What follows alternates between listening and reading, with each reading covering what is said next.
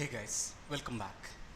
Today's topic is endocrine glands in humans part 3.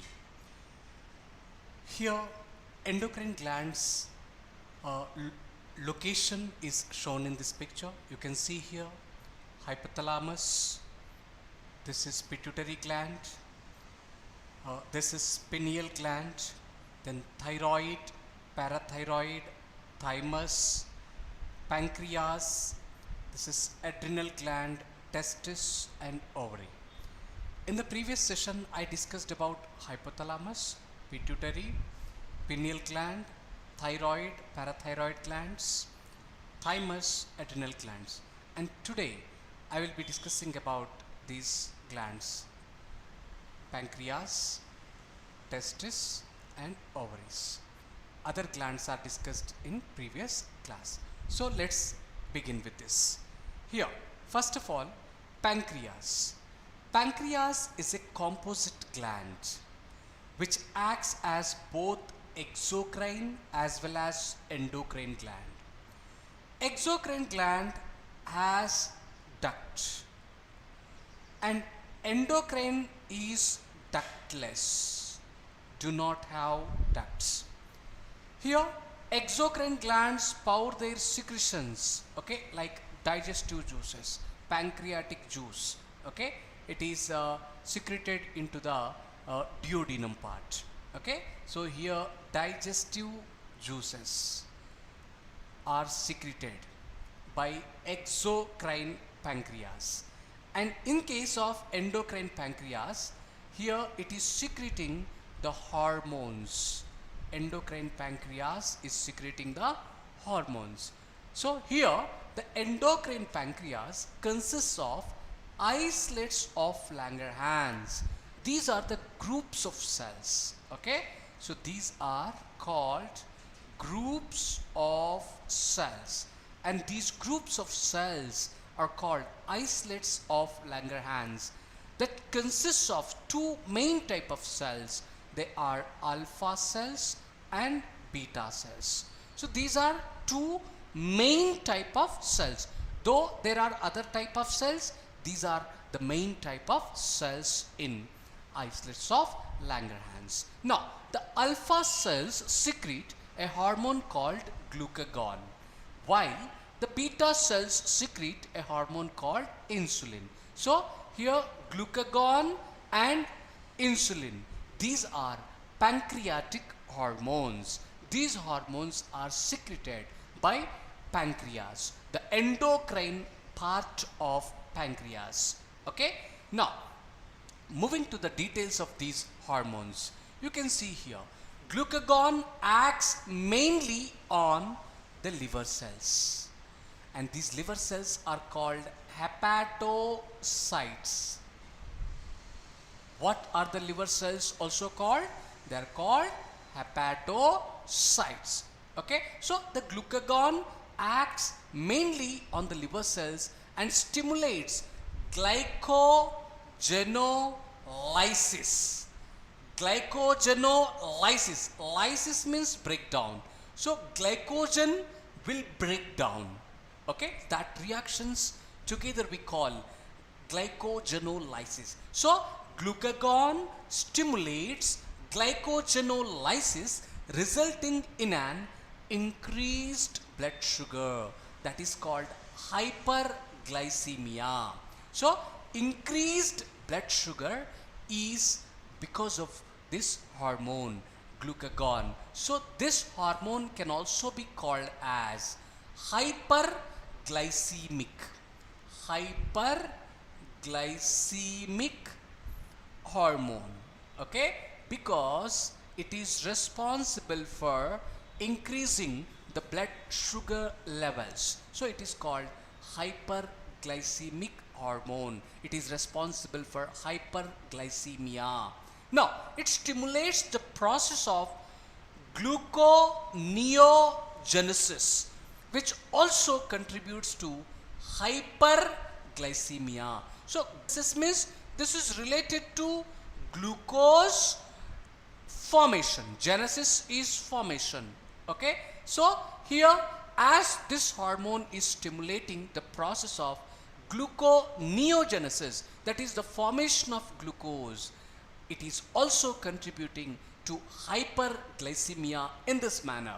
So here also glycogenolysis contributes for hyperglycemia, and gluconeogenesis also contributes for hyperglycemia. So this hormone is called hyperglycemic hormone. So which hormone is called hyperglycemic hormone? The answer is glucagon.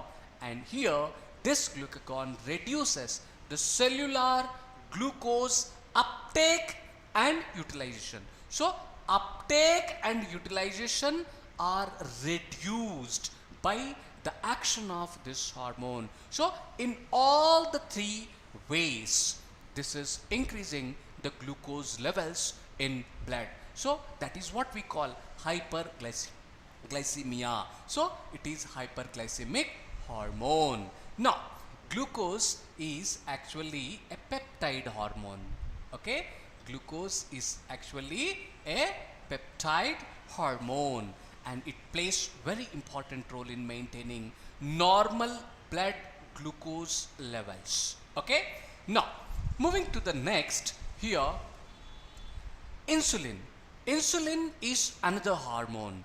Insulin is a peptide hormone. Glucagon is also a peptide hormone. So if a question is like this, give 2 examples of peptide hormones secreted by pancreas, then what is your answer? Here the answer can be glucagon and insulin. So insulin is a peptide hormone which plays a major role in regulation of glucose homeostasis. This word is one of the important words. Okay, so here homeostasis is nothing but maintaining the favorable internal environment. Okay, maintaining the favorable internal environment.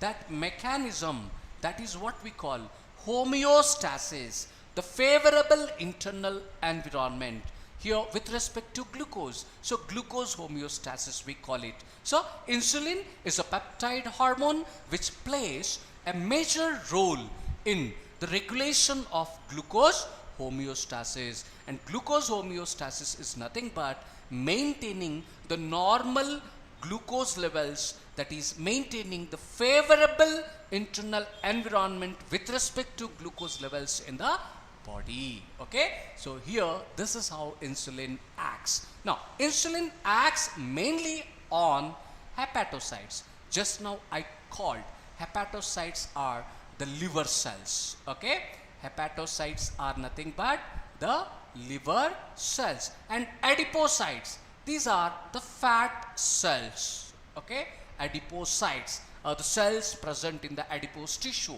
they are adipocytes. Okay, and the liver cells are hepatocytes. So mainly the insulin is acting on liver cells and fat cells, which are also called hepatocytes and adipocytes respectively, and enhance cellular glucose uptake and utilization. So this is one important statement. So insulin is enhancing the cellular glucose uptake and utilization, and opposite to this is the function of glucagon. Okay, it is reducing the cellular glucose uptake and utilization, but here the insulin is enhancing the cellular glucose uptake and utilization.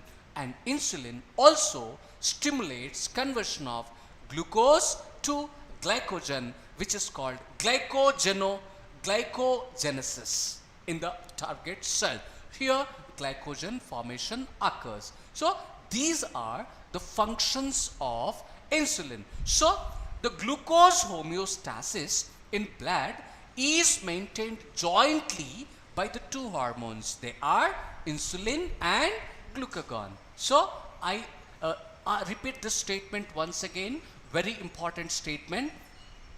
The glucose homeostasis in blood is jointly maintained by the 2 hormones. What are those 2 hormones? The answer is insulin and glucagon. So this is about the glucagon and insulin hormones secreted by the pancreas and their functions. Now here one very important aspect regarding this is here prolonged hyperglycemia.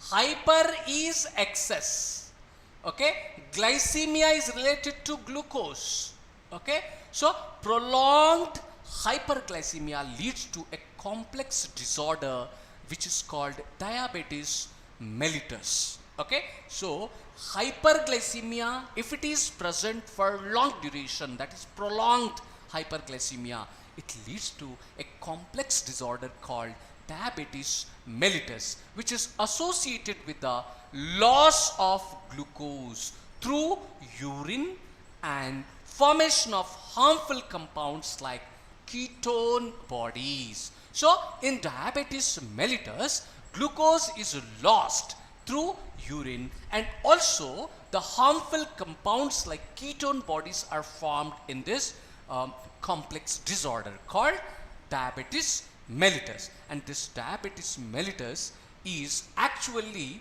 due to deficiency of insulin. This deficiency of insulin results in diabetes mellitus, that is hyperglycemia, and excess, that is loss of glucose in urine, and the formation of ketone bodies. These are the symptoms in this disease, and the diabetic patients are successfully treated with insulin therapy. Insulin injections are given, okay. So insulin therapy is used for diabetic patients. So this is about the pancreas, the endocrine gland, pancreas, okay, the hormones, and about the disorder diabetes mellitus, okay. So here if you see this picture, you will understand better. This is pancreas. This is the location of pancreas in human body, okay. And this pancreas has groups of cells called islets of Langerhans, inside which the main two types of cells are alpha cells and beta cells. Alpha cells are secreting the glucagon, beta cells are secreting the insulin, okay. Now after this, let's proceed with one more endocrine gland, that is testis, okay. Testis, here a pair of testis is present in scrotal sacs, okay. And these scrotal sacs, inside the scrotal sac, testis are present, and these are outside abdomen. These are outside abdomen. Actually, the scrotal sacs are located outside the abdomen. This is very much needed for the maintaining proper temperature for the formation of sperms, okay. So this is the reason scrotal sacs are located outside the abdomen, and inside the scrotal sacs testis are present, okay. A pair of testis present. Testis is composed of seminiferous tubules and stromal or interstitial tissue, okay. So I repeat this once again. Here testis is composed of seminiferous tubules and the stromal or interstitial tissue, and here the Leydig cells, important, the Leydig cells or interstitial cells which are present in the intertubular spaces. They produce a group of hormones called androgens, mainly the testosterone, okay. So this is very important statement. So which cells are secreting the hormones, androgens, mainly the testosterone? The answer is Leydig cells, okay. Here the statement is the Leydig cells or interstitial cells which are present in the intertubular spaces in testis, okay. They produce a group of hormones, and those group of hormones are called androgens, and in these androgens mainly the testosterone. Testosterone is male sex hormone, Okay, so this is testosterone. Now here you can see the position. Here two testes are located inside the scrotal sacs, outside the abdomen, and this is the location. This is the location of testis, the male reproductive organs. Okay, now moving to the next, here you can see, so these are testis, the location. Okay, now androgens, the male hormones, play major stimulatory role in the process of spermatogenesis. The spermatogenesis is nothing but the formation of spermatozoa. From this, the male gametes are formed. Because of this spermatogenesis, the male gametes are formed. Spermatozoa are formed here. Okay, and androgens act on the central nervous system and influence the male sexual behavior, which is also called libido. Okay, so this male sexual behavior is also because of the action of these hormones called androgens. So here androgens play a major stimulatory role in the process of spermatogenesis, that is the formation of spermatozoa, and also they are acting on central nervous system and influence the male sexual behavior, which is called libido. Okay, and here these androgens also regulate development, maturation and functions of male accessory organs. Okay, so these androgens also, they play important role in the development, okay, and here maturation and the functioning of these male accessory organs. So these male accessory organs include like epididymis, okay, vas deferens, okay, seminal vesicles, okay, prostate gland, okay, gland, and male urethra. Okay, so these are the male accessory organs. So these androgens also have an important role in development, maturation and functioning of these all male accessory organs like epididymis, vas deferens, seminal vesicles, prostate gland and male urethra. Okay, these hormones also stimulate muscular growth. Okay, also stimulate muscular growth. Okay, and also facial hair. Okay, and aggressiveness. Okay, aggressiveness and also the low pitch voice. These are the male secondary sexual characters. These are also controlled by the androgens. So here androgens play important role in spermatogenesis, which is nothing but the formation of spermatozoa, and also they act on central nervous system and influence the male sexual behavior.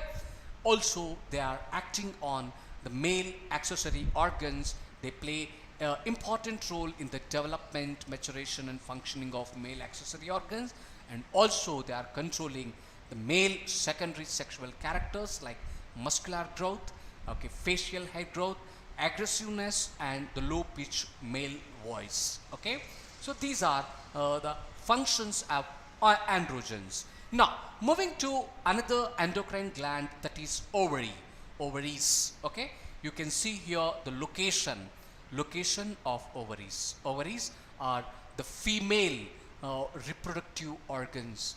Ovaries. Now here ovary is composed of ovarian follicles and stromal tissue. Okay, females have one pair of ovaries located in abdomen. These are located in abdomen.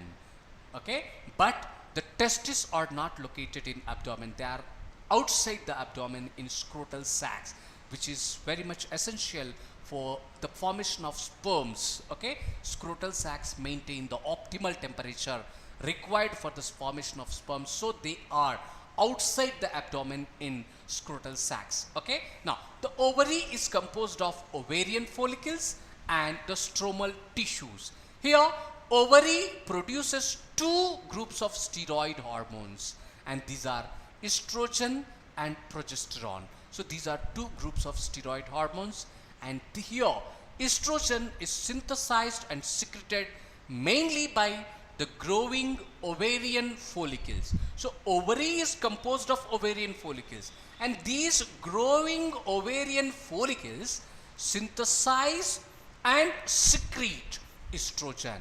Okay, and here the corpus luteum secretes mainly progesterone. Here what is corpus luteum? Actually the ruptured follicle.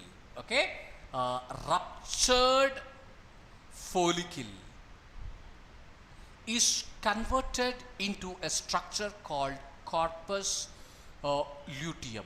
Okay, this actually during the process of ovulation, the matured follicle called Graafian follicle is ruptured, and that ruptured follicle is converted into a structure called corpus luteum.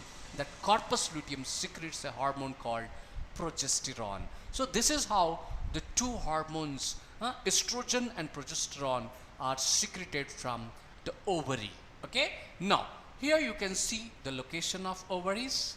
Okay, now after this let's discuss details of these two hormones. Estrogens produce wide-ranging actions. Okay, estrogen, these are female sex hormones. So estrogens, they provide wide-ranging actions, development of growing ovarian follicles. Okay, development of growing ovarian follicles and development of mammary glands. Okay, and appearance of female secondary sexual characters and female sexual behavior, all these are under the control of estrogens. Estrogen is a female sex hormone, so it is controlling all these functions like development of growing ovarian follicles, development of mammary glands, appearance of female secondary sexual characters and female sexual behavior. All these are controlled by hormones called estrogens. Now after this, another hormone, progesterone, it supports pregnancy, it maintains pregnancy. Progesterone is secreted by corpus luteum. As I discussed here I discussed corpus luteum secretes progesterone, and this progesterone, it is maintaining pregnancy, it supports pregnancy, it acts on the mammary glands and stimulates the formation of alveoli and milk secretion. These alveoli here are the sac-like structures, okay, which store milk. Okay, so here you should not get confused with the alveoli which are found in the lungs. Alveoli which are found in the lungs, they are playing important role in gaseous exchange process. Okay, that is exchange of oxygen and carbon dioxide which occurs in lungs. But here these alveoli are sac-like structures which actually store milk in mammary glands. Okay, so here progesterone acts on the mammary glands and stimulates the formation of alveoli and the milk secretion. So these are the functions of progesterone.